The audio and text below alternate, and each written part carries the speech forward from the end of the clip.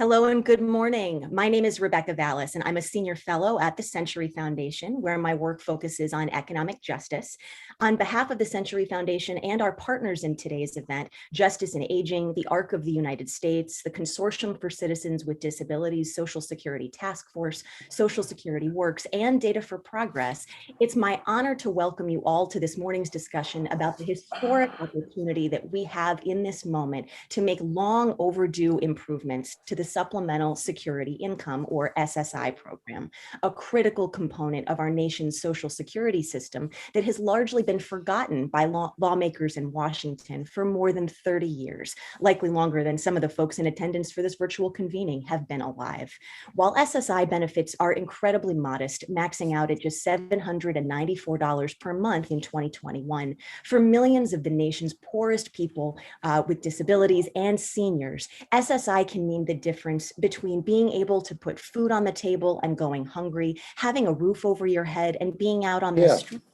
And especially for children with disabilities, being able to remain with their family instead of ending up in an isolating institution. Unfortunately, as you all know, SSI has long been shamefully forgotten by federal policymakers for decades, and it no longer provides the economic security that it once did. Due to decades of federal neglect, SSI has been left to wither on the vine, and the program now consigns millions of disabled people and older adults to deep and enduring poverty, when it should instead give them a lifeline out of it. In an historic and exciting step during a presidential campaign that saw every single Democratic candidate for president release a disability plan, a very welcome first in US presidential politics, President Biden pledged that disabled people and seniors should never have to live in poverty in America, and committed to make several long overdue updates to SSI to ensure that its beneficiaries are able to live in dignity, from increasing monthly benefits to updating outdated asset limits and income rules to eliminating marriage penalties and more. And while updating SSI was already long overdue well before the COVID-19 pandemic began, these reforms are even more urgently needed now as we work to rebuild from a crisis that has hit disabled and elderly Americans especially hard. Now, historic momentum is growing for including President Biden's SSI commitments in upcoming recovery legislation. And we're honored to be joined this morning by several of the leaders in Congress, as well as advocates and policy experts in the disability, aging, and economic justice sectors who are working to ensure that SSI and its beneficiaries are not once again left behind. First, we'll hear from some of our champions in Congress, and then we'll hear from an expert panel. We'll also hear about brand new polling being released this morning by Data for Progress and the Century Foundation, highlighting overwhelming bipartisan support for each of President Biden's proposals to strengthen SSI. Before we get underway, I'll invite you to join us on Twitter using the hashtag #DemolishDisabledPoverty. That's #DemolishDisabledPoverty on Twitter. And now, to kick things off, it is my great privilege to introduce my dear friend, the president of Social Security Works and a longtime leader in the fight for Social Security expansion, Nancy Altman. Nancy? Thank you so much, Rebecca. As someone who's been working on Social Security and its companion program, Supplemental Security Income, for almost 50 years, I am excited to welcome and have you hear from champions of both programs. Thanks to their visionary, bold leadership, we are on the brink of making history. When Congress enacted SSI in 1972, its stated goal was, quote, to provide a positive assurance that the nation's aged, blind, and disabled people would no longer have to subsist on below poverty level incomes. Unfortunately, today's program does not come close to meeting that legislative goal. But the champions about to address you are determined to make that goal a reality. They want to ensure that SSI provides not just more help for the poorest among us, but more compassionate help. And they want to save taxpayers money by ensuring that SSI is reformed so it can be properly administered. While SSI accounts for just 5% of the benefits administered by the Social Security Administration, and only an eighth as many people receive SSI as Social Security, the agency nevertheless spends almost as much to administer SSI as it does to administer Social Security. That's because of SSI's complicated, burdensome, and indeed punitive rules these champions are determined to reform. First, we will hear from Senator Sherrod Brown of Ohio. As everyone knows, he is a true friend and champion of working families, not just in Ohio, but across the country. He's a lifelong fighter for economic and social justice. He understands the importance of dignity, including how reforming SSI is crucial to ensuring the dignity of the millions who receive those benefits. He led the successful effort in the Senate, along with Senators Wyden, Sanders, and Warren, to have almost 20% of the Senate deliver a bicameral letter to President Biden calling for SSI improvements to be included in the Build Back Better legislation. He continues that effort from his powerful position as chairman of the Subcommittee on Social Security, Pensions, and Family Policy. It is an honor and a privilege to have him address us today. Senator Brown? Ms. Altman, thank you so much. And Ms. Dallas, thank you. And Ms. Altman has been a hero to so many of us for so long in the vineyards for years and years and years, fighting for people that don't have lobbyists around here, don't have as strong a voices as they deserve. And Nancy, thank you always for that. Pleasure to share the stage with Congressman Jamal Bowman, whom I've only gotten to know recently, but been really impressed, and with my longtime colleague in arms, Raphy Grijalva, who has been making this fight as one of the great progressives, not just in Congress, but from the Southwest, but for this whole country. And Raul, good to see you and the work that you've been doing also. Thank you.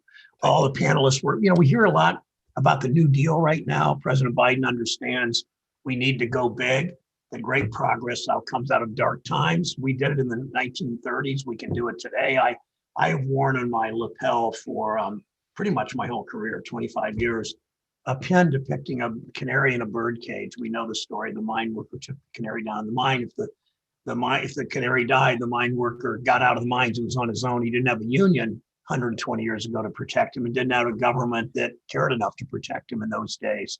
So this lapel pin signifies to me, it signifies justice, it signifies workers, it signifies how we collectively bargain, it signifies helping people with longer life expectancies if we do, economic justice, from wages to worker safety to Medicare to Social Security, disability, if we do it right.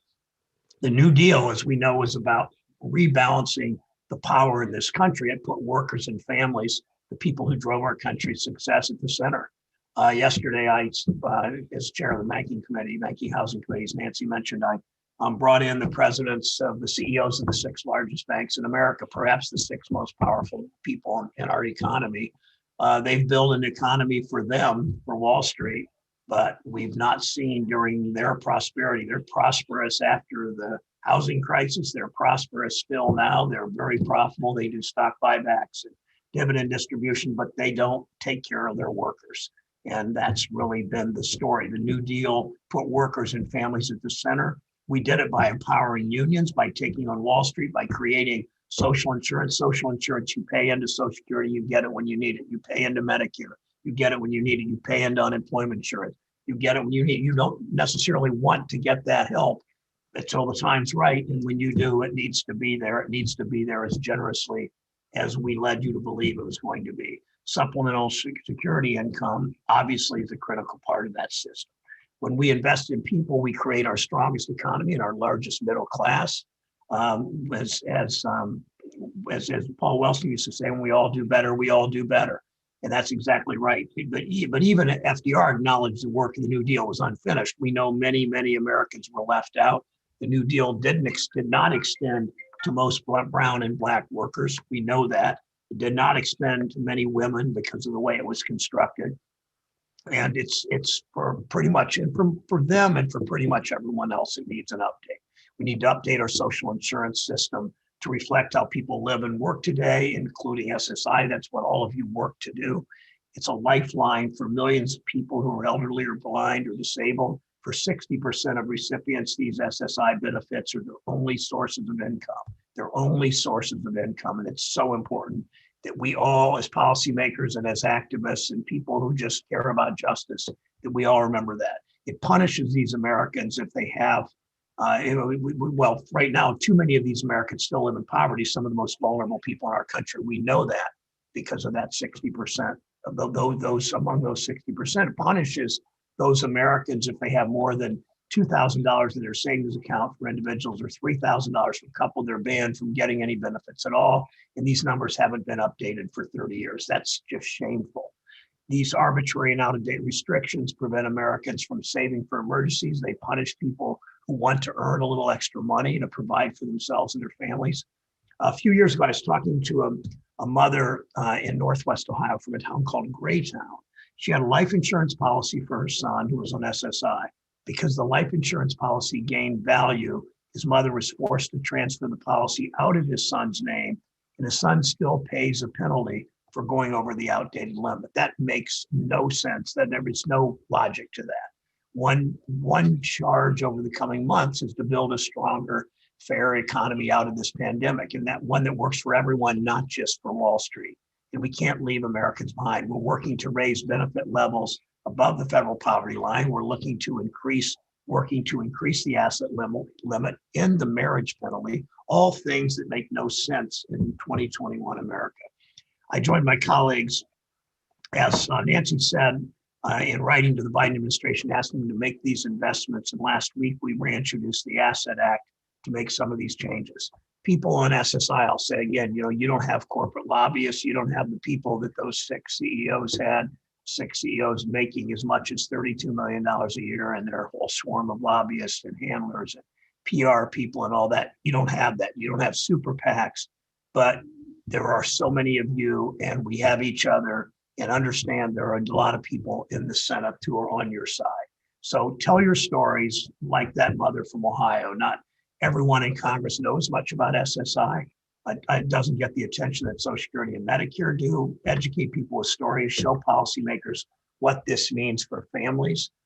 Force politicians, as Lincoln said, to go out and get our public opinion bath. So we hear from you, we hear your stories, we hear your plans, we hear what's happened in your lives and your family's lives. I'll close with this. Every year, I bring to the Senate 3 Republicans and 3 Democrats, and we go to the Senate floor.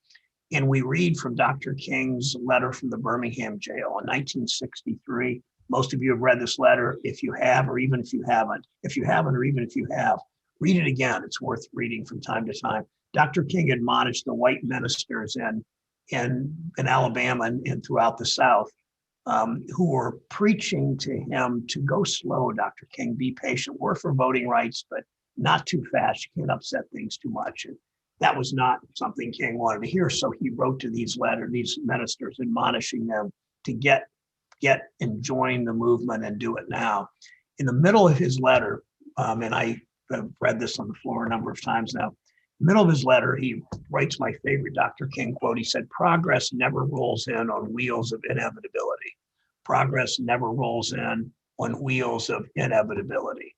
And it's, it really is all of you. It's the Century Foundation, it's Social Security Works, it's all of you as activists, it's people that don't hold public office, people that don't have a lot of money, people that don't hold big titles, telling their stories and raising hell and going to meetings and hearing and speaking out and organizing and agitating. That's how this is going to happen. That's how most progressive things in this society have happened. That's why we live 30 years longer today than we did a century ago, is because of people in the vineyards, in the streets, in their union halls, in their churches fighting for justice. So thank you, Nancy, for allowing me to speak today, and thrilled to be on this panel with Raul. Thank you so much, Senator Brown, not just for those remarks, but for all you do. Next, we will hear from another champion, Representative Raphy Grijalva of Arizona. Representative Grijalva has devoted his storied career to fighting for the underrepresented, those who are overlooked and forgotten. As author of the SSI Restoration Act, he has kept SSI improvements on the policy agenda, even when others ignored the pressing need.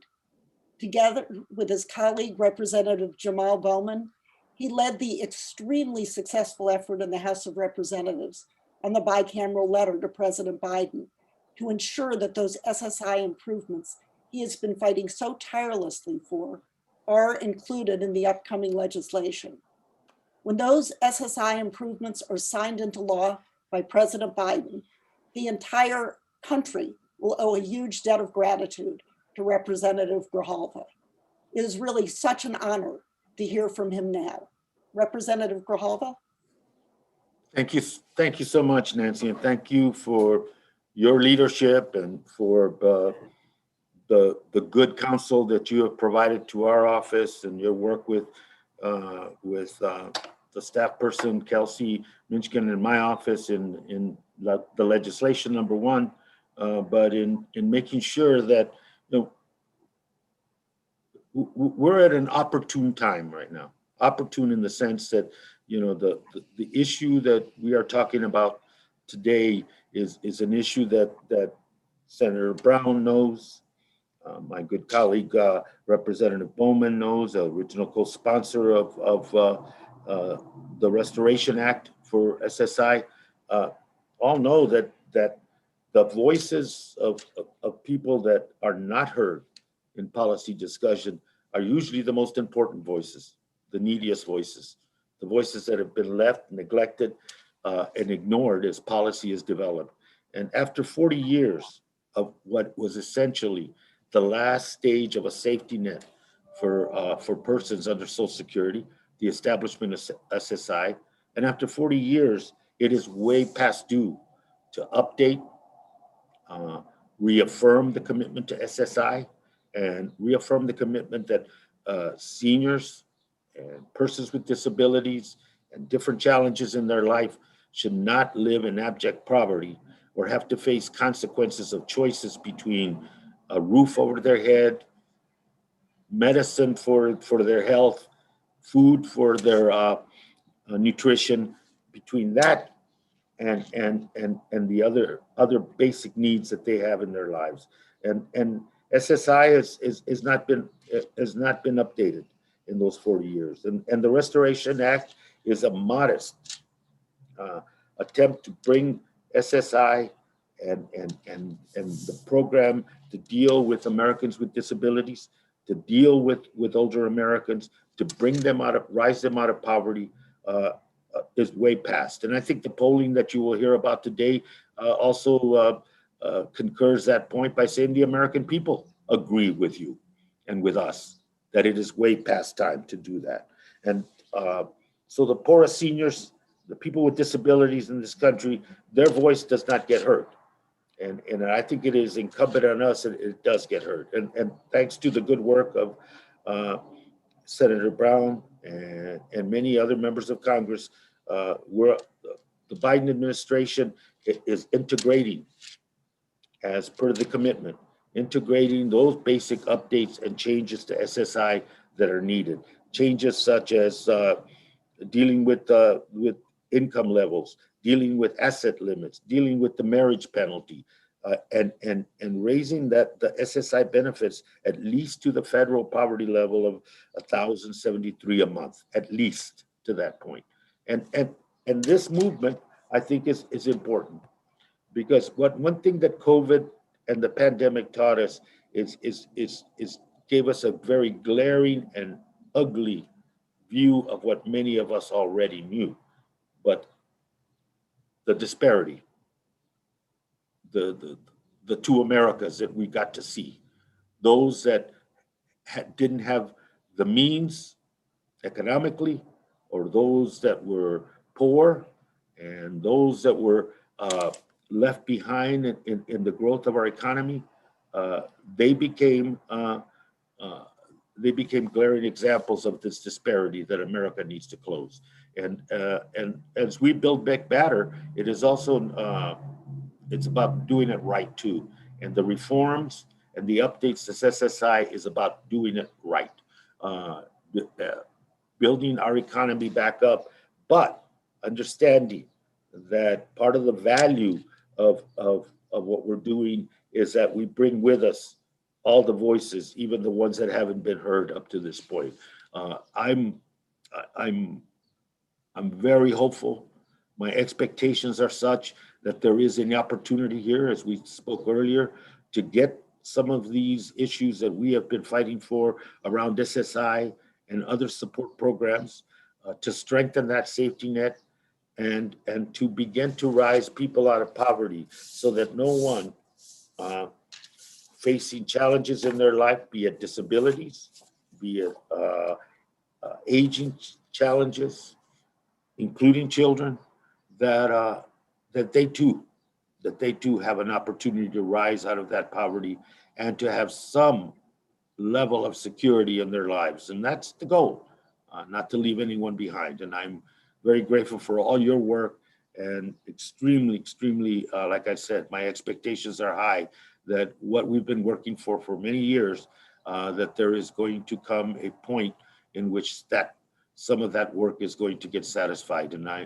a lot of the credit goes to the people that are on this meeting, and certainly to the leadership of the organizations that are sponsoring this virtual panel. Thank you so much, and I look forward to the panelists, and I appreciate the time. Thank you, Representative Grijalva, for those remarks. And thank you for always fighting so hard to make our nation a land that lives up to its highest ideals. Our third champion is the visionary and incredibly effective Representative Jabal Bowman of New York. He is a transformative leader who knows that the nation is ready to meet the moment, but it will only happen with bold leadership. A fighter for economic and social justice, he has been key to ensuring that SSI and those it serves don't get left out and forgotten among all the other pressing issues the nation faces. The letter to President Biden, which he led, was instrumental in focusing everyone's attention on the need to, at long last, update, expand, and make more compassionate SSI. Inspired by his leadership, my fellow advocates and I are excited for the future. We all know Representative Bowman is just getting started in his effort to build a better, more inclusive nation. And now it is my great privilege and honor to turn the stage to him. Representative Bowman.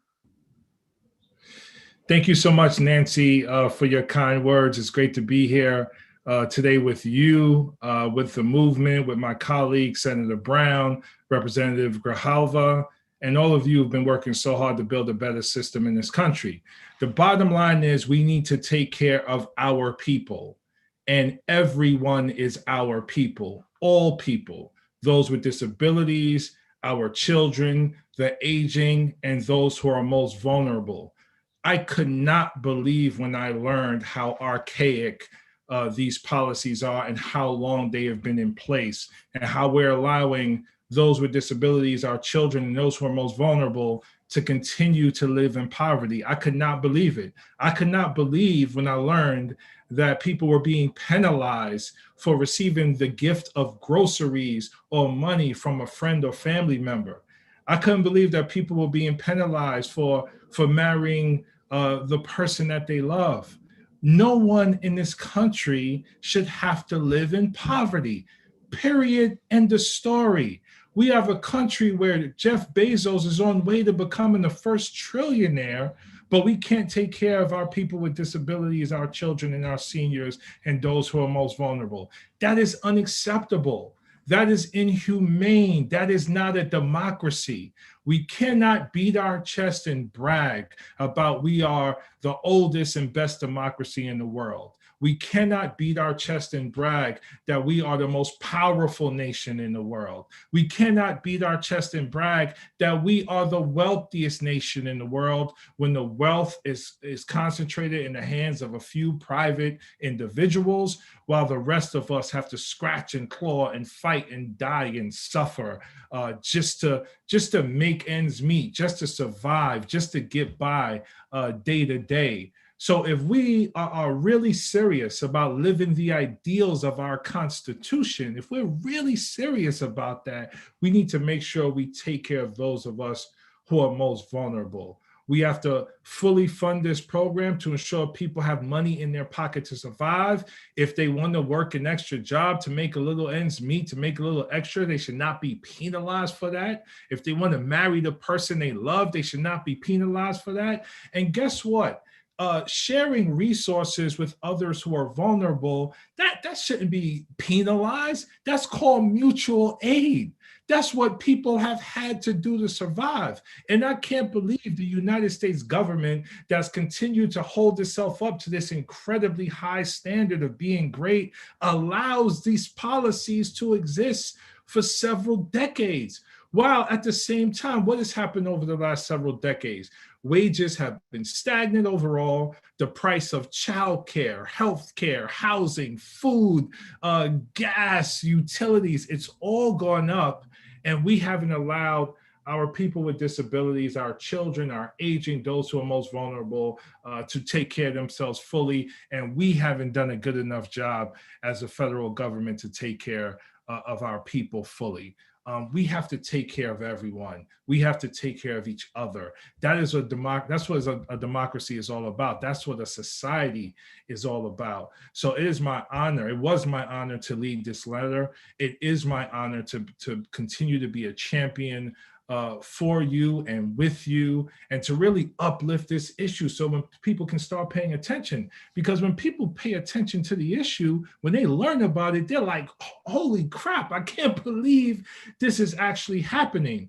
But to Representative Grijalva's point, now is our moment. We cannot take our foot off the gas. We have to press on the gas and impress upon those in Congress that this is the moment to make transformative change in this area and in many other areas. We have to impress upon the White House to make transformative change in this moment, in this area and many other areas. We don't know what's going to happen in 2022. We know we have the moment right now. Democrats have control of the White House, the Senate, and the House of Representatives.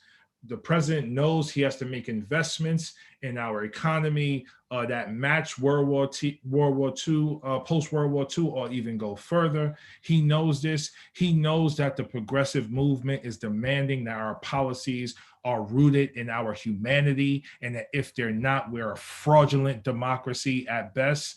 And to Representative Grijalva's point, and to quote Ayanna Pressley, who I always quote, and I hope she doesn't get mad at me for this, those who are closest to the pain must be closest to the power.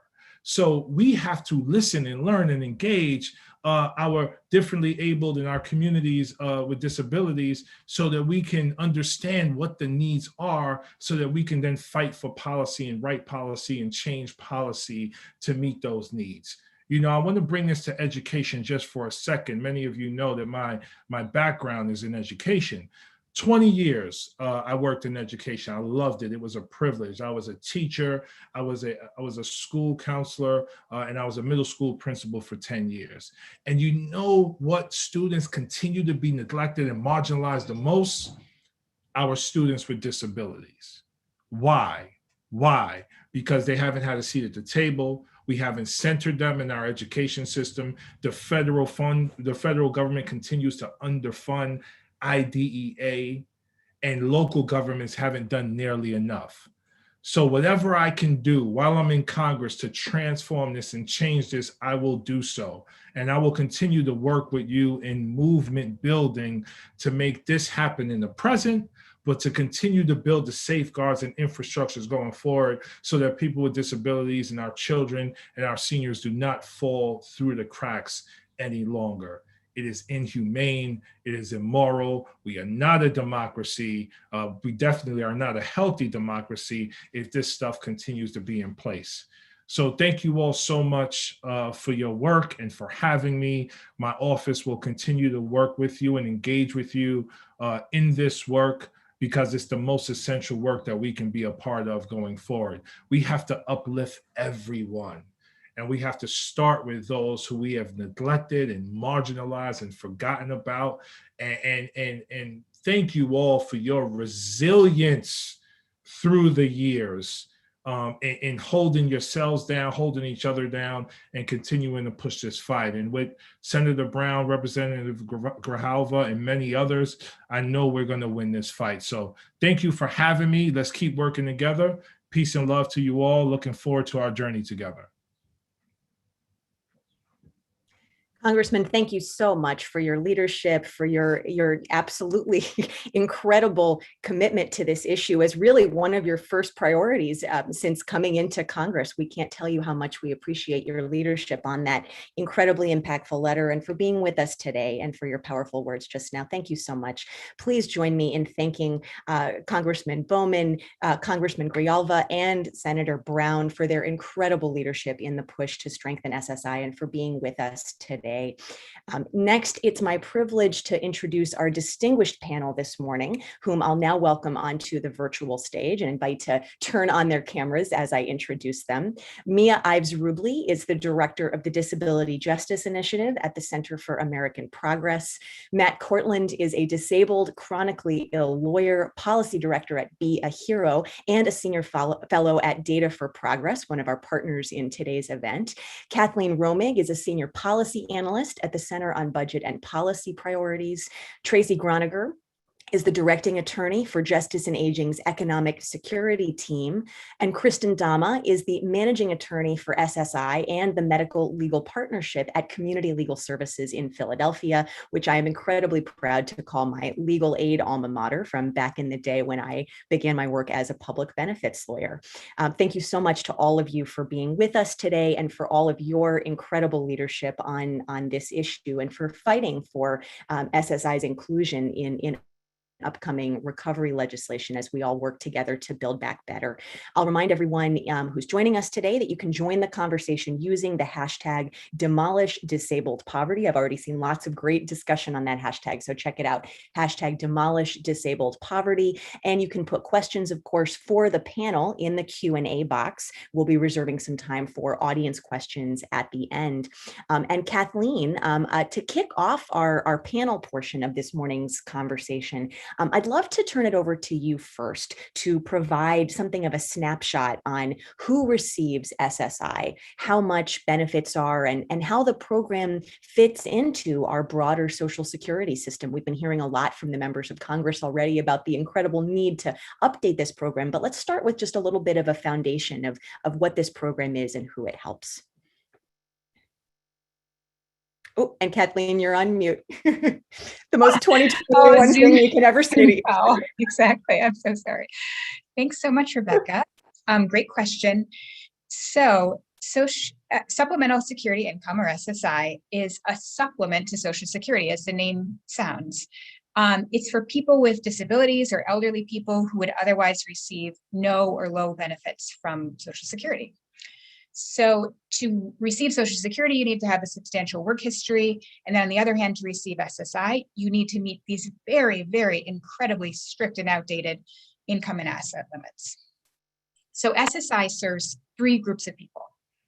The first group is kids with disabilities. And this is really important because SSI is the only income support program for disabled kids. They don't qualify for Social Security disability insurance because they don't have that work history that adults could have. The second group is adults with disabilities, and the third group is elderly, again, low income elderly. You asked also about benefit levels, and my goodness, they are very low. The program was designed to keep people out of poverty, and yet it doesn't do that because the federal benefit maxes out at less than $800, which is only 3/4 of the poverty line for an individual. Combined with those really, really strict income limits, that leaves 4 in 10 SSI recipients in poverty. But I want to say one other thing about benefits, which is that in addition to the cash benefits that SSI provides, in almost every state, SSI recipients are automatically eligible for Medicaid. And those benefits are critical, especially for people with disabilities. Medicaid provides important supports that private insurance and even Medicare often do not, like long-term services and supports. Particularly important for people with disabilities and elderly people are the home and community-based services that Medicaid provides. that allows people to live outside of institutions and in the community or with their families, and to live the life that they choose for themselves. So that's all for me for now. Thank you. So really, really helpful start here. And we'll be getting into lots more of each of those threads. Mia, I want to bring you in next because in addition to your substantial policy expertise around disability policy, you bring lived experience of receiving SSI benefits. Talk a little bit about what SSI means to the disability community and what SSI meant to you personally. We were just hearing from Kathleen that benefits are incredibly modest. They actually max out, as I mentioned before, at $794 per month in 2021, which is just 3/4 of the federal poverty level for an individual, for folks tracking it at home. Was that enough for you to ensure economic stability and to meet basic needs? What was it like living on $794 per month? Yeah, well, thank you again for having me on this panel. I'm super excited to be here. SSI provides a critical income assistance for the disability community and our families. According to the Bureau of Labor Statistics, the employment rates for disabled people, adults, went actually down from 19.3% in 2019 to 17.9% in 2020, and we know it's probably gone even lower just due to COVID and the pandemic. And that's significantly lower than our non-disabled peers. Disabled adults experience poverty at more than twice the rate than non-disabled adults. And this is due to a lot of numerous structural barriers and other variables. Disabled people have a much more difficult time obtaining and maintaining employment. And SSI just provides that sort of stable income that can help offset some of the costs related to disability and related to the inaccessibility of the current world that we live in. And so, for me, I received SSI right after I graduated from high school when I was going into college.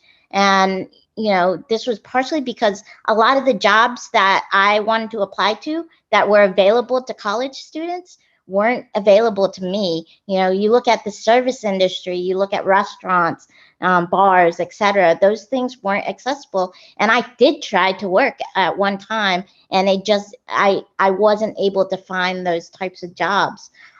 So the assistance, the SSI payments, actually meant that I could focus on school, which would eventually allow me to get a job that would make me more financially independent. And that's not to say that my experience is the same as everybody else's experience. Some folks might not ever get off of SSI, but that was my experience. SSI is basically a lifeline for a lot of our community. The amount that I received was just above $700. It was in North Carolina more than a decade ago, and it just barely covered my rent, and that's in North Carolina. And these payments helped me, during the summer, especially when dorms weren't open. And I had very little money to cover utilities, food, never mind medical expenses that would pop up. I was on Medicaid, but I still had to pay copays. And I think one of the things that I realized really quickly was when I was able to find a little bit of work, to help pad my resume and help my income during the summer, I found out really quickly that it affected my check, and it reduced it significantly. So, I think the current benefit levels and limits to income and assets are really hurting our community, making it impossible for us to be able to sustain ourselves.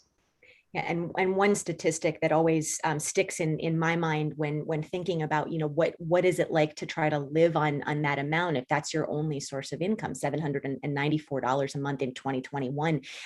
It's not enough to rent a 1-bedroom apartment at fair market rent anywhere in the United States, even if you spent 100% of benefits on rent, right? So just putting that in context. Matt, I would love to bring you in next. You also bring incredible policy expertise in this area, as well as lived experience of receiving SSI benefits. We were just hearing from Mia about the consequences of sub-poverty benefit levels, and two other features of SSI's program rules that we've heard about a little bit now from the members of Congress who joined us before are the program's asset limits, which have not been updated since 1989, and SSI's marriage penalties. We heard about those as well. How did these outdated provisions impact you personally? And what are the consequences for people with disabilities? I ask that question also sort of in a moment where we're all talking a lot about learning lessons. I put that in large scare quotes, given that a lot of the lessons we're learning during the pandemic are actually things that advocates have been pointing out long before the pandemic. But I ask that question in the context of this moment of learning lessons about the consequences of so many failed policies, asset limits being one of them during the pandemic. You're absolutely right. So until just a few years ago, about 3 years ago, I personally relied on SSI to make the rent, even though the maximum amount of assistance I could qualify for was about $750. That's where the cap was at the time, and I wasn't allowed to have more than $2,000 in countable assets, which is just a very fancy regulatory way of saying $2,000 in stuff, cash, banks, checking, savings, that sort of thing. And, it always really struck me as absurd that one part of the United States government, the Social Security Administration, was telling me as a disabled American that if I had more than $2,000 in resources, I would lose SSI's help that I desperately needed in order to put food on the table and make the rent. While at the same time, other portions of the United States government, FEMA, for example, were telling me to save for a rainy day, have an emergency fund. My favorite example of this is a FEMA publication called, quote, Emergency Financial First Aid Kit. Strengthen your financial preparedness for disasters and emergencies. And it has this sentence in it. I'm going to read directly, quote, the best way to plan for the unexpected expenses that may result after a disaster is to start saving today. But if I had started saving as an SSI beneficiary, never mind the fact that there wasn't enough money to save because SSI provides a grueling sub-poverty benefit. But if I had managed somehow to save some money, I would have lost my SSI benefits. And, that was pre-pandemic, but I've been thinking over the last 18 months, what having a financial cushion has allowed me as a chronically ill, disabled American with, pretty complex medical needs to survive the pandemic, and how that would have been incredibly difficult, even more difficult than it was if I didn't have a little bit of a financial cushion in terms of savings.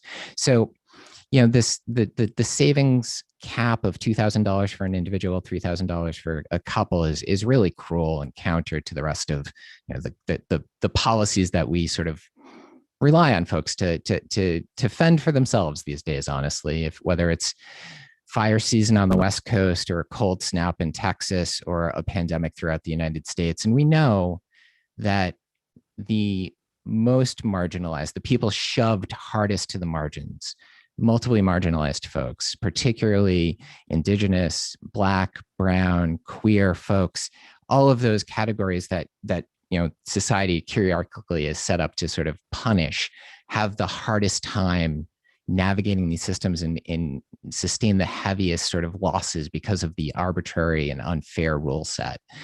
You mentioned another great point, which is marriage.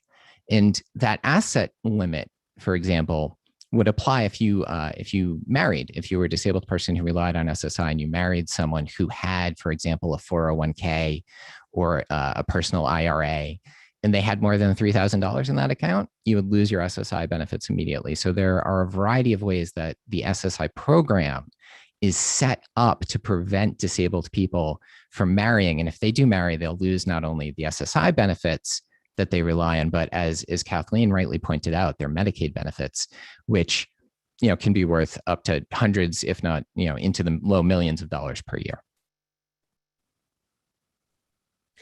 And Tracy, I'm going to bring you in next here, because in addition to people with disabilities, as we've been hearing about from Matt and from Mia, SSI also provides critical income assistance to very low income seniors. Talk about what SSI means to seniors, who the seniors are who are helped by SSI, and how the erosion of SSI is also contributing to the retirement crisis that we hear so much about in this country.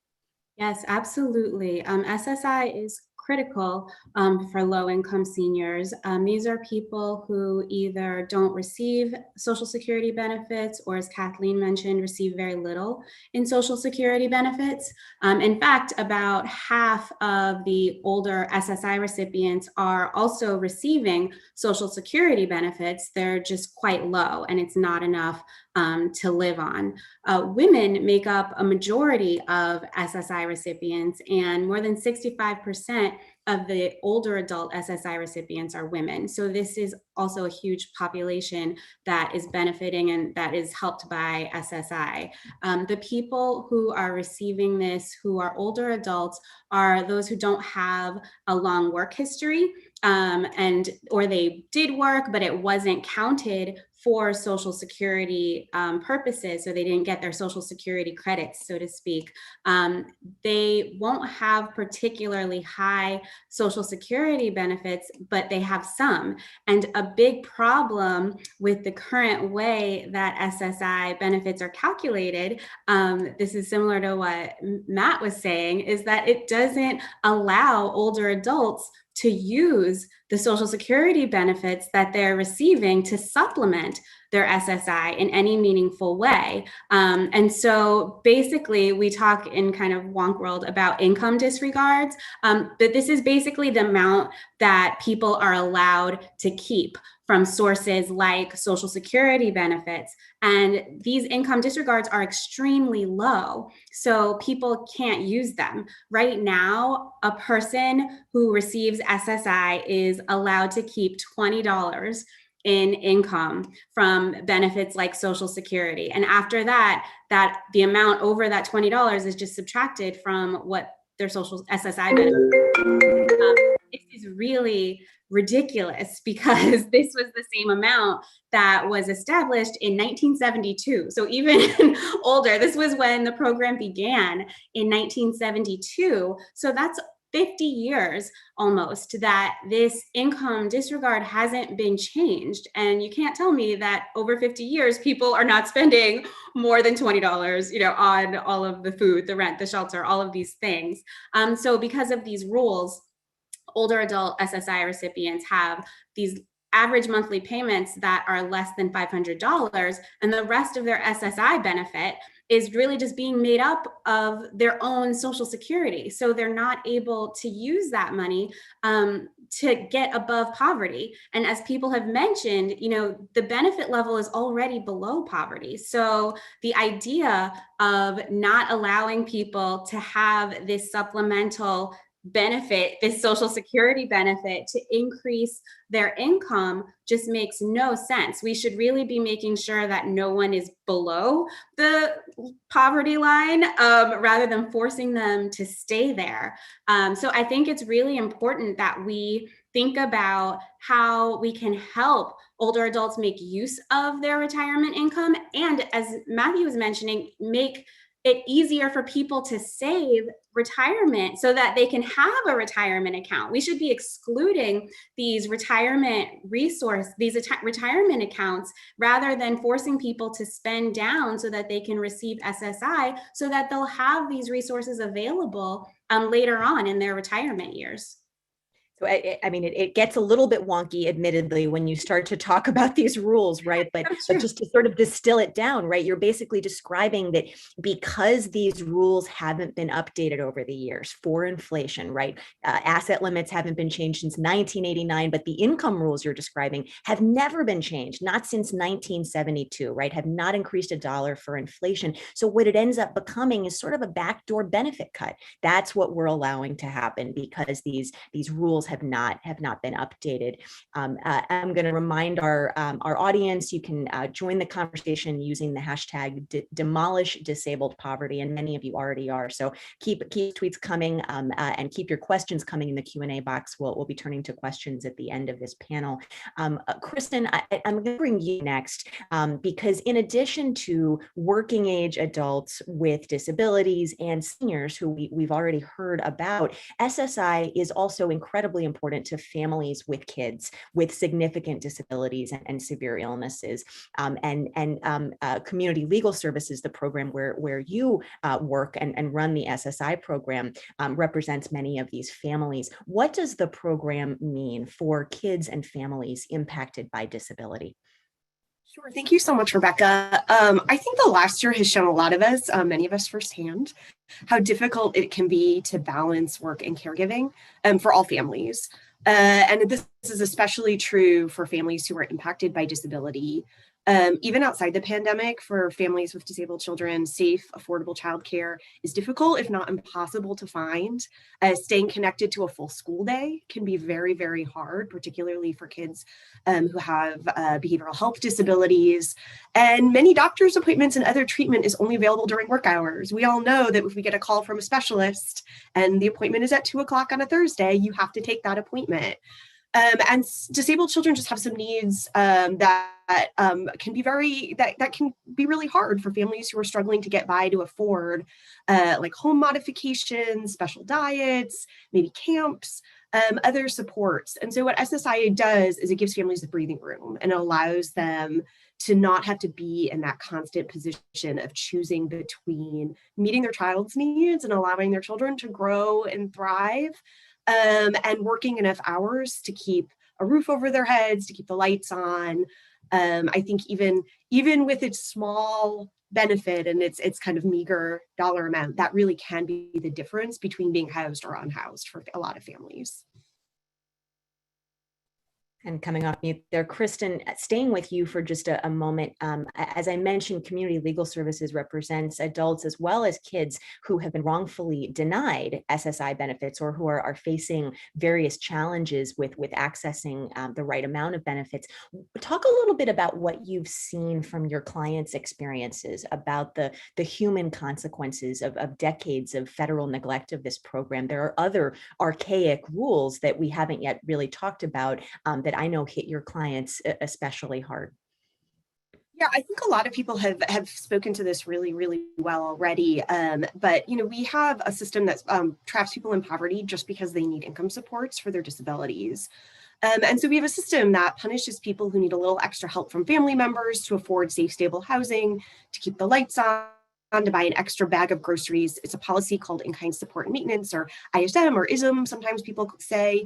And it makes sure that people who have that kind of support have their SSI benefits, their $800, cut by a full third, even if it's just a little bit of help that they get. And then as Matt noted, we also have cut people off altogether if they save a little extra money for emergencies. And I think the big thing is that if people do get cut off for having that $2,000 in assets, as Matt was saying, or as Tracy was referring to, they're completely off. No dollars in their pocket, even if it's just a few dollars over. And if they're off for a year, if their benefits are cut off for a year, they have to totally start for an SSI application from scratch. And I know you have some people who do the same kind of work that we do, legal services folks. I can see in the Q&A, I think a lot of us know, either from life experience or from doing legal services work, that it's not easy to solve these problems. Once your case gets flagged for that bag of groceries or for that $5 extra in your bank account, it requires appeal paperwork. It requires multiple trips to Social Security offices. We're seeing when Social Security offices are closed, people can't solve those problems. But even when they're open, it's really time intensive. It's really, really stressful to try to get reconnected to benefits. And you have that 12-month clock ticking to have to get reconnected within a year. And it's not good for Social Security either, right? It's a huge, enormous set of resources that are being put into, looking for these $5 and cutting people off, and then dealing with appeals, and then dealing with all the visits to the offices to try to figure out what the heck is going on and what the notices say that explain this, that could be spent into actually making sure that people's cases are being handled efficiently and timely and carefully. And Kathleen, I'm going to turn to you next as we start to talk a little bit about the momentum around updating SSI. Now that we've heard a lot about the myriad consequences of the federal neglect of this program. During President Biden's campaign for president, I mentioned before that he committed to updating the SSI program in several ways, and it was truly historic what he promised. He pledged famously during the campaign that no seniors or people with disabilities should live in poverty in America. Personally, I would agree with Congressman Bowman, who said earlier that no one should live in poverty, period. But what were President Biden's promises when it comes to SSI? I would love to hear you walk through those so that our audience can understand what it is that the president pledged to do. I also want to note that each of these promises are included in the SSI Restoration Act, which we heard about from Congressman Grijalva and from Senator Sherrod Brown, which we know will be reintroduced in the coming weeks. But let's start with President Biden's promises on SSI. Sure. Well, these are going to sound familiar to listeners because they address each one of these problems with SSI that we've been discussing all morning. So there are 5 basic promises. The first one is to increase the amount of benefits to the federal poverty line. And that is exactly how we can get to a point where no seniors or people with disabilities are living in poverty, because the benefits guarantee at least a poverty line income. The second promise is to increase those income disregards so that SSI beneficiaries are allowed to keep more of their earnings, more of their Social Security and other benefits without having their Social Security benefits reduced. The third is increasing those asset limits so that SSI beneficiaries can save, including saving for retirement or saving for emergencies, as Matt and Tracy discussed.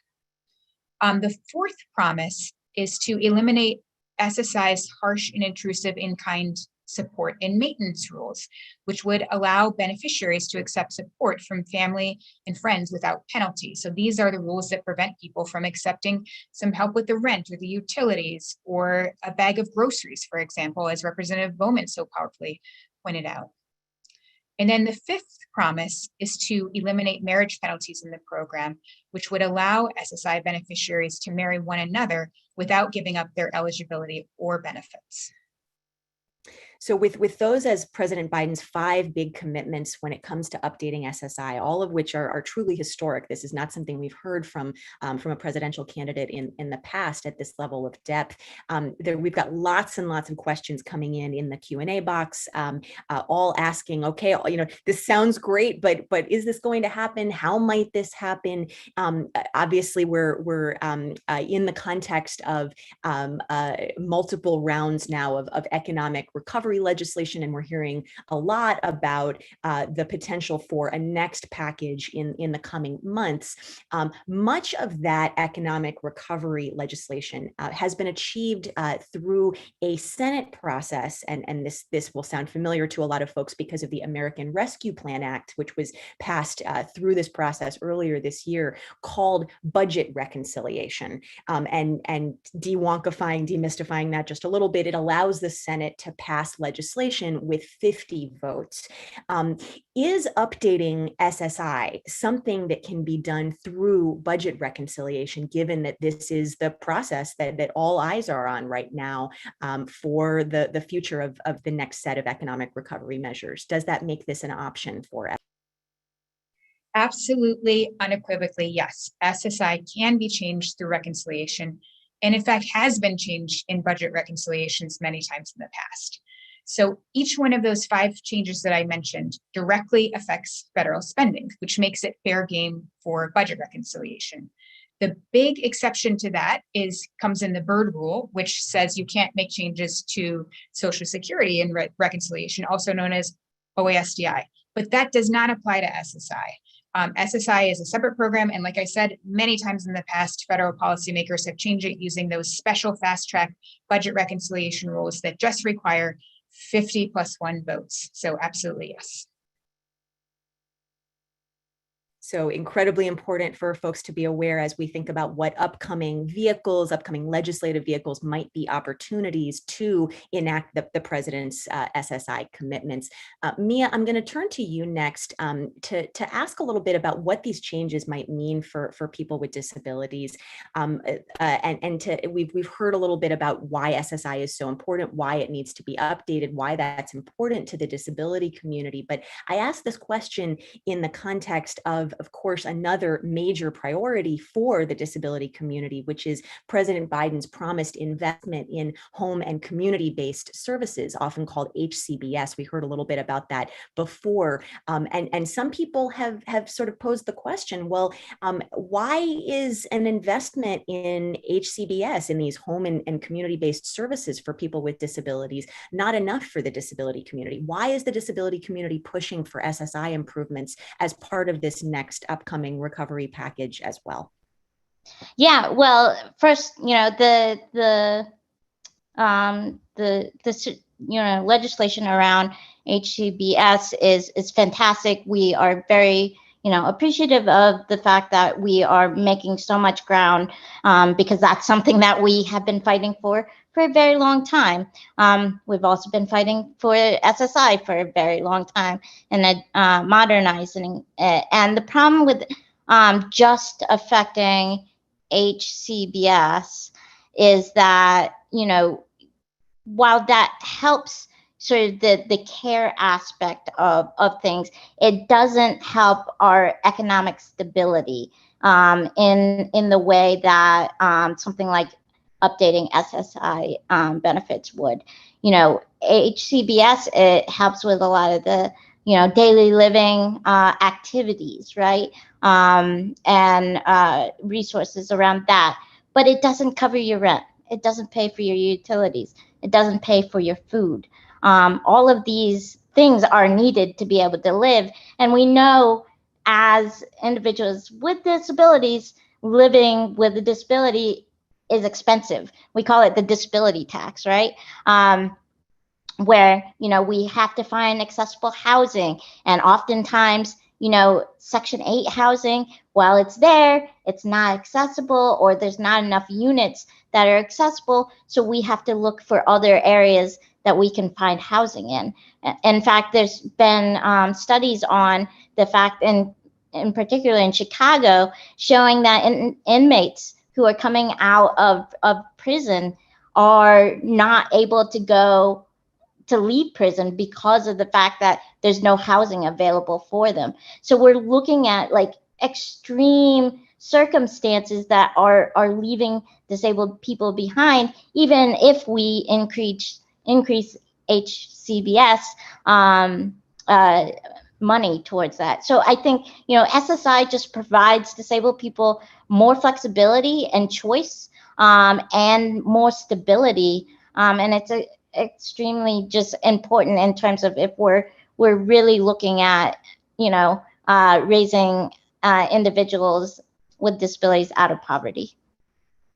Matt, I'm excited to turn to you next, because we're now going to get to unveil the new polling that we mentioned, which comes courtesy of Data for Progress, one of our partners for this morning's conversation, and the Century Foundation in a partnership there. I am excited to turn it to you next to walk through the findings of that polling, and I'm going to ask if we can go ahead and queue up the slides that have those findings. Great. So Matt, we obviously did this polling looking at Biden's 5 promises, which we just heard about from Kathleen. Tell us a little bit about what we find in terms of what Americans want when it comes to SSI. Yeah, of course. And I first just want to say thank you to my friends and colleagues at Data for Progress. This is the first thing I'm doing as a senior fellow there, and it's phenomenal that people care about SSI, because all too often, so many folks just don't. The polling was really exciting. You can see that overwhelmingly voters increased supporting SSI's benefit level, which is currently stuck at $794 a month, to at least the poverty level, which would be $1,073 per month. And 79% of all likely voters supported that, and only 15% oppose. It really is just sort of common sense that the government shouldn't be forcing people to live in poverty. And what's really remarkable about this finding to me is that 70% of Republicans and 77% of independent or third party voters also support the proposal. So it's like broadly popular across partisan lines. This is just the sort of policy solution that is not only the right thing to do, it's politically popular, which is the best place to be, right? When we're talking about lifting disabled folks out of poverty. If I could get the next slide, please. And the asset limit that we've been talking about, that $2,000 asset limit for an individual, $3,000 for a married couple. When you ask voters whether that limit should be increased to $10,000 and then indexed to inflation so that it doesn't really lose real value over time. Instead, we're holding, the savings power of disabled folks to rely on SSI constant. 74% of voters across party lines support that. Only 18% oppose.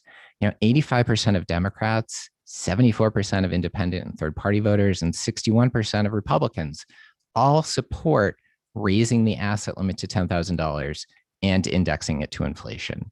If you go to the next slide, please. It's also the case that a majority of voters just support eliminating the asset caps entirely. Their numbers are 64% support, 28% oppose across all likely voters. It's 73% of Democrats surveyed, 62% of independent and third party voters, and 55% of Republicans all supported just eliminating completely those asset caps that we've been talking about that make it hard to do things like save for an emergency, save for retirement, penalize people for getting married if they're marrying someone who has a 401k or an IRA. If we could get the next slide, please. And this is one of my favorite questions because it's actually like really hard to ask because SSI just has this really archaic rule about $65 per month in earned income and $20 per month in unearned income you're allowed to earn as a SSI beneficiary before you're penalized by the Social Security Administration. And when you ask folks if those numbers, which haven't really been adjusted since the 70s, they were instituted in the 70s, they haven't been adjusted, if they should be increased to $407 in earned income and $125 in unearned income, which would have been what happened if those numbers had been indexed to inflation. Again, you get this just overwhelming support amongst all likely voters of 77% of voters supporting that proposal and only 13% opposing.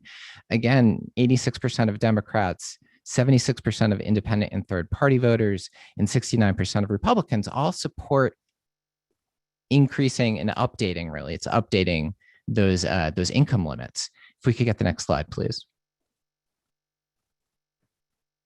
And here we're really talking about those in-kind rules. It's the particularly inhumane and cruel rules that penalize SSI beneficiaries if they get a little bit of mutual aid. Representative Bowman was absolutely right. That's fundamentally what we're talking about. We're talking about getting a bag of groceries from a friend.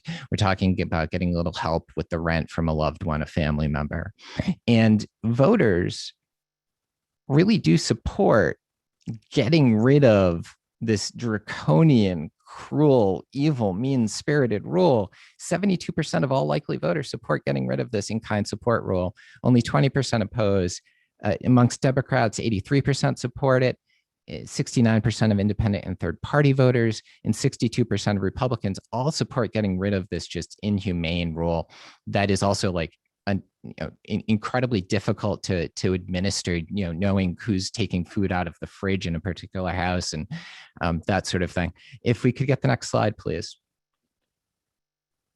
And then finally, we asked about marriage benefits and marriage penalties here. This one's deeply personal for me as someone who until very recently relied on SSI. And because I relied on SSI and SSI provided my health coverage through that Medicaid eligibility that we were discussing earlier, I could not get married to the love of my life, the organizing principle around whom I've built my entire world. It's difficult to describe how painful that is, but it's really gratifying that 76% of all likely voters support tearing down those barriers to marriage, and only 16% of all likely voters oppose it. Here we have 84% of Democrats supporting it, 74% of independent and third-party voters supporting it, 69% of Republicans supporting it. Tearing down these barriers to marriage is the right thing to do. It's the politically popular thing to do. It's a thing that we should do. And that should be the last slide if I'm timing this correctly. Fantastic. Thank you. Thank you so much, Matt. And I mean, truly incredible numbers. You rarely see polling that shows that something is as popular as we see from those numbers. You certainly rarely see polling that has such incredible bipartisan support. And I'll just note that it's especially pleasantly surprising, I think, to see how much support we see from Republicans, given that those are questions asking about President Biden's proposals. And yet we still see large majorities of Republicans saying, well, you know what, that may be President Biden's idea, but that sounds pretty good to me anyway. So I think a lot in there to take in. I've put a link to the polling so that everyone can take a closer look at it, and a full polling memo in the chat. So check out the chat for a link to the polling for lots more about what Matt was just walking through. I'm going to turn next to you, Tracy, because something we haven't talked about yet is how incredibly important SSI is for low-income people of color. That is the racial justice agenda that Justice in Aging has been championing when it comes to closing horrible and unjust racial disparities, particularly among low-income seniors, is a core part of your work. Would you talk a little bit about why strengthening SSI is a necessary part of a racial equity agenda, which the Biden-Harris administration has emphasized is and needs to be a major priority of building back better? Yes, absolutely. People of color depend on SSI, and this is just facts because of the systemic racism that they've experienced over their lifetimes. It leads to a situation where they have had to endure decreased wages, decreased income, being less likely to be hired for better paying jobs, and an inability to find stable employment, and being the first fired from jobs when the economy suffers a downturn, which we see whenever there is one. And we know first fired, last rehired. This is a problem that means that their Social Security benefits, when they reach retirement age, are going to be lower. And so you're going to have more people who are depending on this SSI to supplement the fact that they haven't been able to increase their income and savings over their lifetimes. Older women of color are also at a real disadvantage as they age for many of these same reasons. And they're also facing the additional effects of sexism and the fact that they earn less than men. So it's that intersectional problem that they're facing. They're also doing a ton of the caregiving in this country. And it's within their own families, it's for others. And we've acknowledged, I think, as a country that caregivers are not being paid well for really important jobs.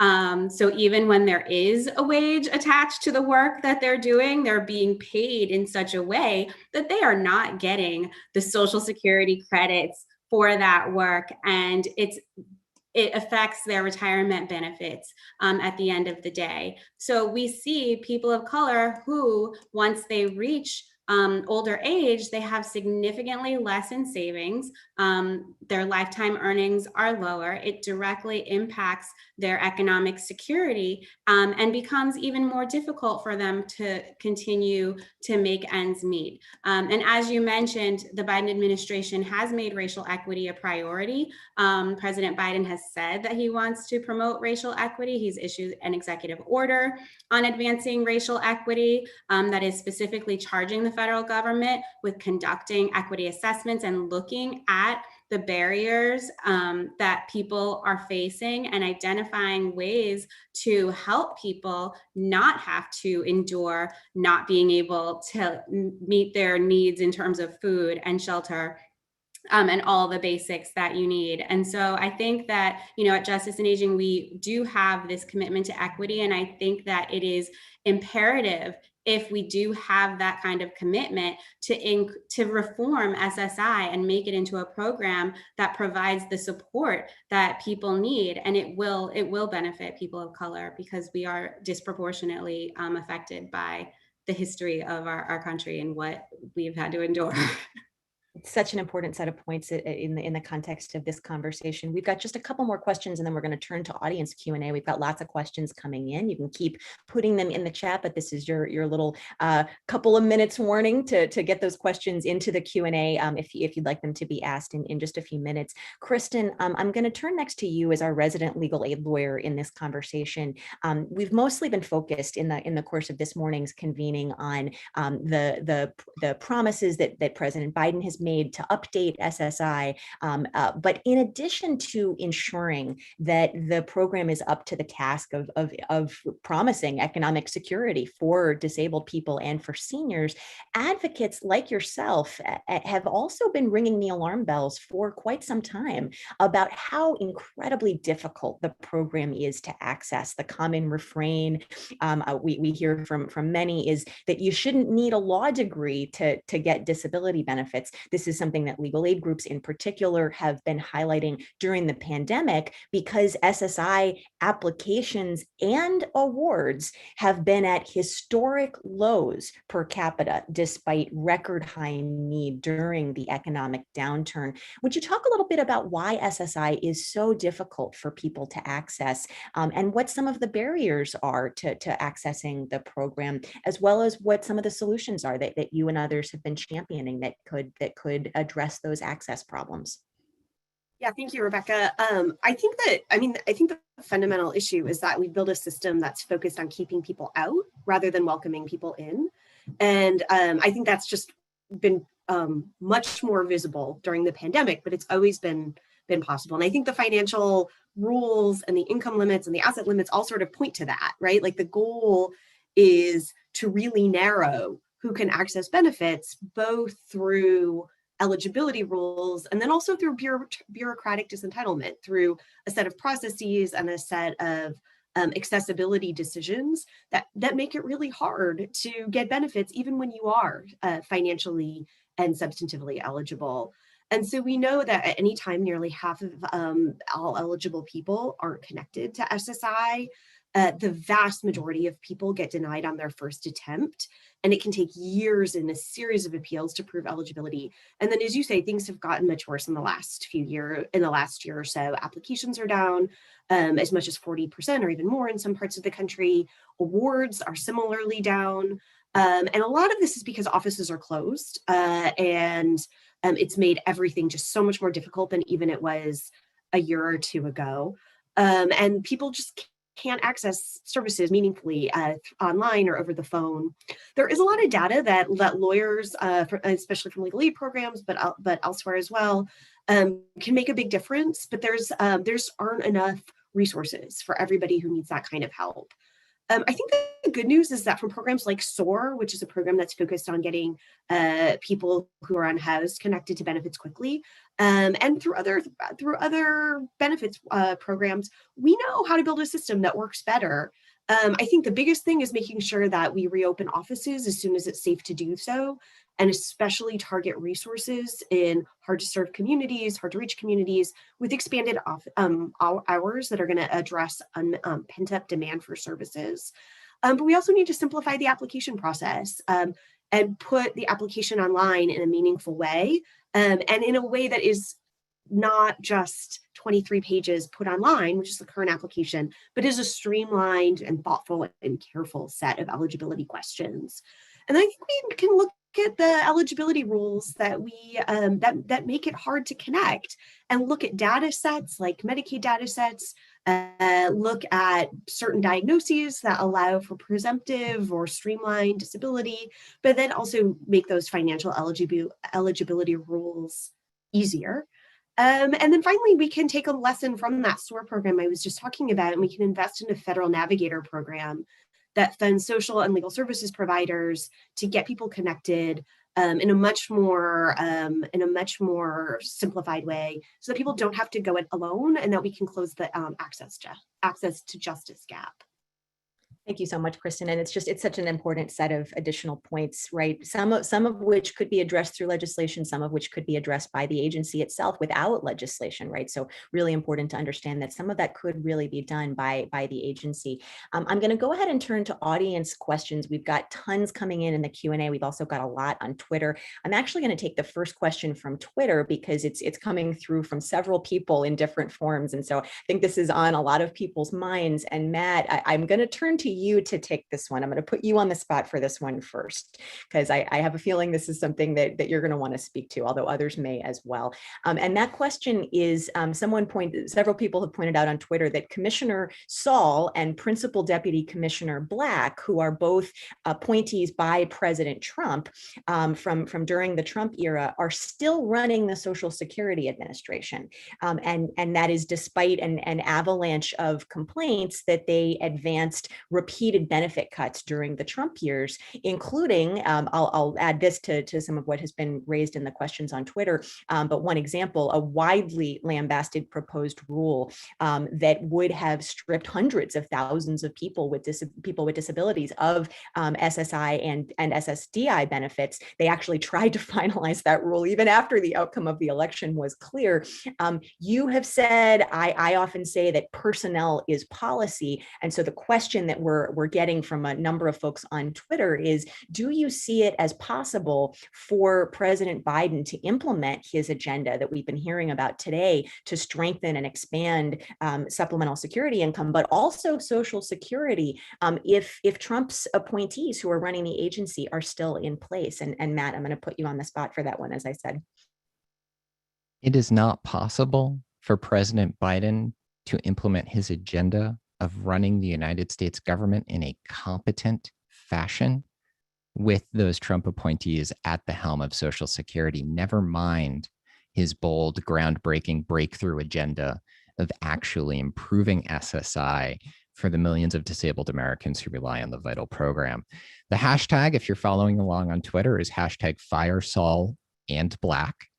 And it's something that, while there is I assume, unprecedented amount of work for an incoming administration to do, given that we're coming through the government by arson of the Trump years and a pandemic on top of all of it.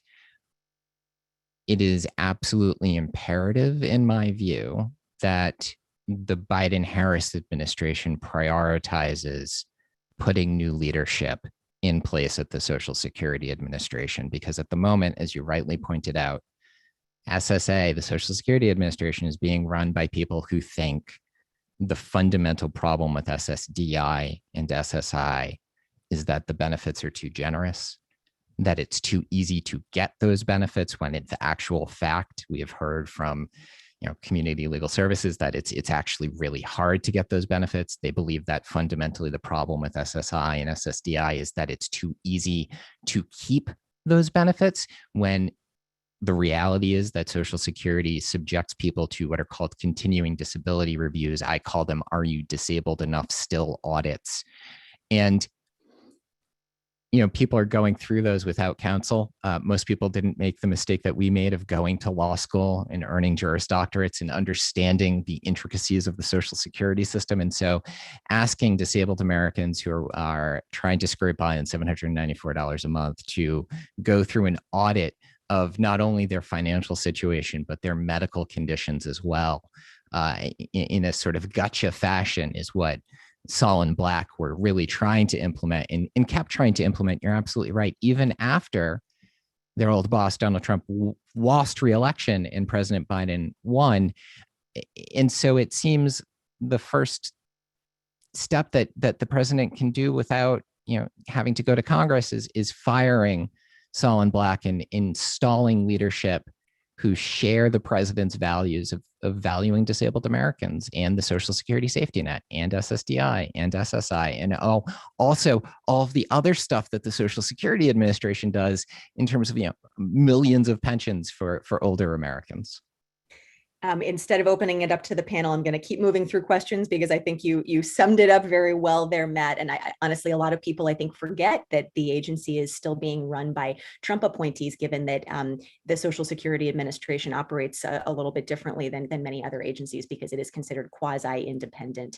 I'm going to move to another question. We've gotten a few forms of this question, both on Twitter and in the Q&A. Folks asking, we're talking about supplemental security income or SSI today, but why are we not talking about opportunities to improve the Social Security disability insurance program, right? Which obviously is incredibly important and also is ripe for reform, including calls for eliminating, for example, the cruel and inhumane 5-month waiting period before people are able to receive benefits. And Kathleen, I think I'm going to jump to you because you were speaking before about the arcane and wonky, but really important Senate rules that have a lot to do with what can and can't be done in budget reconciliation. Would you like to take that one first and speak a little bit about why we're talking about current opportunities to improve SSI, but why we're not focusing on Social Security disability insurance? Sure. Yes. As Rebecca mentioned earlier, so much of the action right now on Capitol Hill is through this process called budget reconciliation. And it gets pretty complicated, but the two basic rules are it has to involve spending or taxes, and it cannot touch Social Security. And of course, Social Security disability insurance is Social Security. And so you need 60 votes to break that filibuster in order to change SSDI. And that's a lot bigger of a bar these days with so much partisan polarization, even on issues like Social Security that's so popular among so many people. Even on those issues, unfortunately, with the level of partisan polarization that we have, it's really difficult to get to that 60 votes. And so that's why today's focus is on SSI, because for SSI, since it can be done through budget reconciliation, you can just do it with 50+1. Hugely important to understand. And I want to be really clear to folks who are watching out there in cyberspace. I think this entire panel agrees that there are really important improvements that also need to be made to Social Security disability insurance, which is in some ways the sister program to SSI. So we're not focusing on SSI to the exclusion of DI for less love of the program. It really is, as Kathleen described, because of current opportunities that are somewhat dictated by Senate rules. And for folks who want to understand more about that, I'll actually lift up that there's going to be a hashtag Crip the Vote chat coming up in July, talking a little bit about kind of pulling the curtain back on some of these processes. I'm honored to be joining that. So more to come that sort of pulls the curtain back and explains some of these arcane Senate policies and congressional rules that are dictating a little bit of what's possible and what's not in this moment. We've got some questions all kind of talking about the administrative burden of administering some of the policies that you all have been talking about that are now being proposed to be updated and reformed, and whether the agency would be expecting to see administrative savings as a result of some of these policies. Kathleen, I think I'm going to stay with you on that one because that's something that you've done a lot of thinking and writing about, is the administrative burden on the agency of certain policies like that in-kind support and maintenance rule and asset limits that we were hearing about before. Yeah, absolutely. And I think there's two important factors here. One is the money coming into Social Security Administration, and the other is the money going out, the costs that it takes just to administer these programs. And I worked at Social Security Administration for 8 years, and people within the agency, they don't like asking these intrusive questions about how many groceries you get or who's coming in and out of your house or all of these things. They know that it takes up way too much of their time. They know that it's expensive. They know that it's prone to error. All of these things are just really expensive to administer. And simplifications to the program would both make it more cost efficient to run and also provide the beneficiaries much more the dignity that they deserve. And then the second thing, I would be remiss not to mention that for the last 10 years, the Social Security Administration has really been starved of administrative resources. And because of the caps on the discretionary side of the federal budget, the Social Security programs, including SSI, have not enough money to administer the program in the way that it should be administered. And so people have long waits for an appointment. People have long waits on the telephone. And this is way before the pandemic. That people report changes and then they're not promptly registered into the system. And so that leads to overpayments and all kinds of problems. And so the Social Security Administration needs more money in order to do its job effectively, the way that people deserve. And at the same time, we need to simplify those rules to make them more efficient for everyone.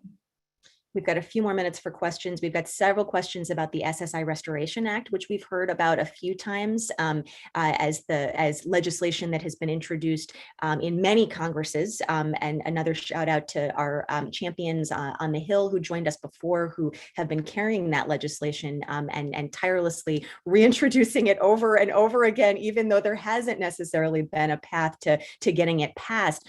Tracy, I'm going to bring you in on this one, given that Justice and Aging has really tirelessly led from the advocacy community on this really important bill. We've got questions asking, is there a push on the SSI Restoration Act? What's the road ahead for the SSI Restoration Act?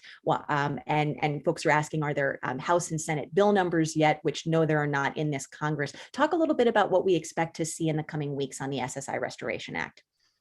Yes, we definitely expect to see this bill reintroduced. As we heard from Representative Grijalva and from Senator Brown, they are champions of modernizing SSI. They're working hard behind the scenes, in front of the scenes, everywhere to make sure that we get support from members of Congress to make this bill, make the proposals within this bill a reality. And so we are expecting to have this bill reintroduced very shortly in the coming weeks. And we would love for people to show their support, reach out to their Congress members and tell them that SSI is important and that it is something that they should know that it's important, and they should be supporting this bill because these are the proposals that we want to get into any kind of budget that comes out that is going to be voted on in reconciliation. And so we want to see this bill happen, and we want to see the proposals from within the Restoration Act pulled out and dropped right into whatever legislation is coming out that Congress is going to vote on in the coming months. And so it's important, it's happening. We're going to see it. It's going to have all of these great provisions that we've been talking about. And so definitely, yes, keep your eye out. And we want people to tell their Congress members to support it. And we've also got a number of questions of folks asking, well, when can we expect these changes to happen if they are included in recovery legislation? I will say to folks in cyberspace, your guess is as good as ours, given that we're reading the same news you are as we watch the debate happening in Congress about what upcoming recovery legislation may look like. Is it going to be bipartisan? Is it going to be something that's 50 Democratic votes through that budget reconciliation process Kathleen was demystifying before? So we will see, but that is the vehicle that everyone is very focused on right now as an opportunity for so many priorities right now that are long overdue, including these SSI priorities we've been talking about. I'm going to close with one last question that we've gotten from a number of people on Twitter and in the Q&A, and I think it really is the right note to end on now that we're coming up on time. And I'll ask it to anyone who wants to weigh in on this from the panel, and that is, what can we do if we're listening to this and we're going, wow, SSI does need to be updated. I want to take action. What can folks who are watching this panel do right now to get involved and to raise their voices? I think, Matt, I'm going to hand that over to you first, given that hashtag demolish disabled poverty really was your brainchild.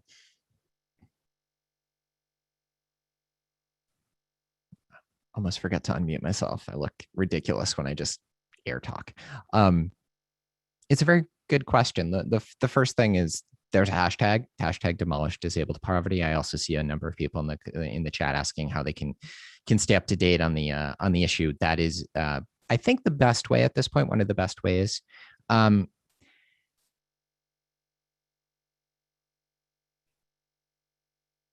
the hashtag, participate in the hashtag. Also reach out, to your members of your senators and your member of Congress and tell them that improving SSI is an important priority to you.